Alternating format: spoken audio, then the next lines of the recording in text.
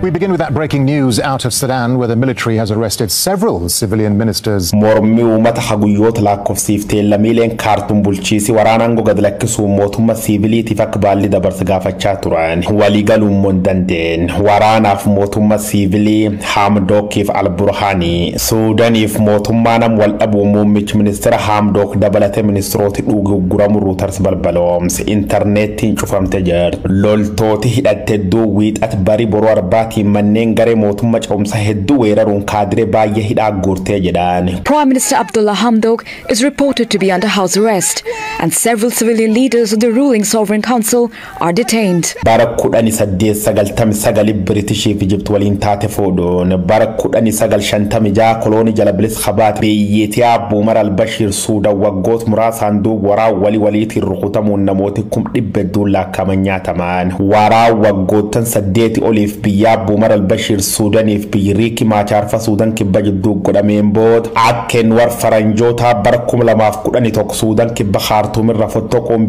walaba jaarratte lakkoofsa biyyoota Afrikaa 53 irra 54 ol guddeef waraan Suudaan kawaggoot gadaabba tokkooti oliif dheedi Daarfuur godhameen manni murtii akka idil addunyaa jechuun ICC'n pirezidaantii Suudaan duraanii Abu Umar al-Bashir dabaan namraachiis jechuun qabdee wanki galchite yakka namooma gugurdaanii matirrabbanuun xuuphessa jeerti. Just a day after a long-time fugitive militant man Ali Kushaib surrendered to the Hague. Baalli rafon qolfamu al-Bashir taanser rakhoote minister raayyatis biyya duraanii Awaad Ahmad bin Awfango qabatullee inni harka mirgichi Umar al-Bashiriiti jedhamuun torbaan bulin gamaaf gamas dhabanaasanii areeni dhiirti lamango qabaat. General Abdul Fattah Abdurrahman al-Burhaani irra guddaman marii birmaddummaa Suudaan.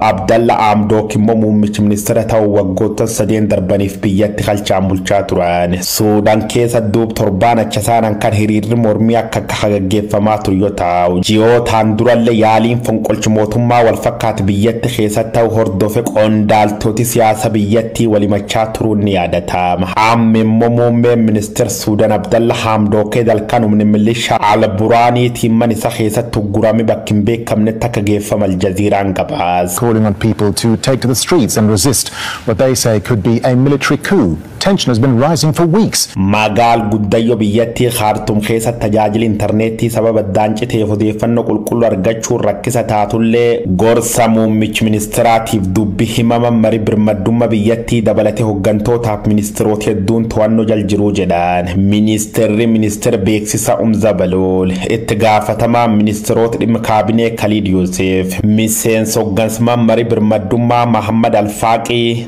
durtaa'a paartii koongireesii Suudaan Umar Ad-Dagaariitiif kantiiba magaal Khartoum Ayim Niyaam dabalatee hoggantooti hedduun to'annoo jala ooluun muummichi ministeera Suudaan Abdallah Hamdook immoo gariin beekne geeffamu Al-Jazeeraan gabaase. Suudaan mootummaan jijjiirama dhufe waggoottan 3 duuba wal balleessuu jirti jedhan. General Abdel Fattah al-Burhan, who is the head of Sudan's Sovereign Council.